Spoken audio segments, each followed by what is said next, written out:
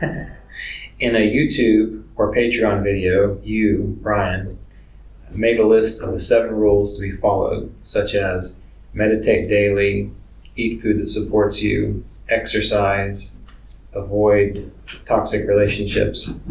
Based on your experience, which of these is the most important? If you have to choose 3 of them, which are the most effective? I feel like I get this question a lot. Of all the things, if you just pick 1 or 2, what would be the most important?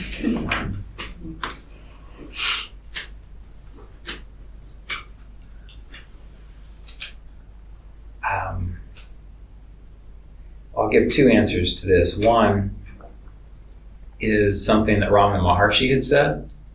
Someone had asked him, what is the greatest support to clarity or practicing meditation and self-realization?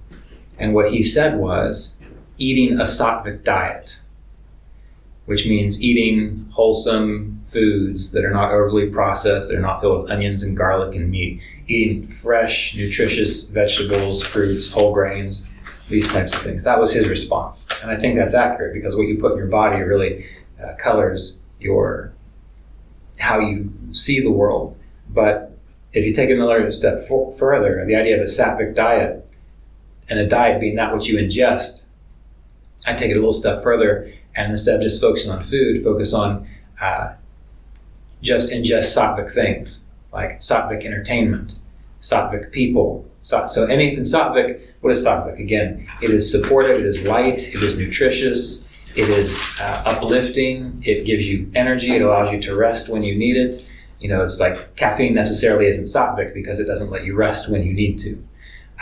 So the first answer would be only ingest or take things into your system physically, mentally, and emotionally, which are sattvic to the best of your ability, because we do live in a world where that's not always possible. The other side of this, I would say, because I remember flipping through these and I saw another question that was something like, why aren't more people who practice yoga like calm and happy, right? And I think the reason that that's the case is because people who practice yoga just want to do 3 of the list of things you should do. And so they don't get the full effect of the experience.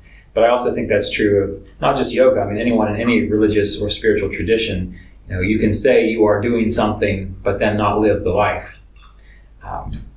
So the second part of that question is simply, if you really want to get the full benefit of yoga, which means that when you read Autobiography of a Yogi, when you read about the life of Ramana Maharshi, when you read about the lives of these people that are inspiring to you spiritually, and you are inspired and you want to experience what they experienced, you can't just do 3 of the 7.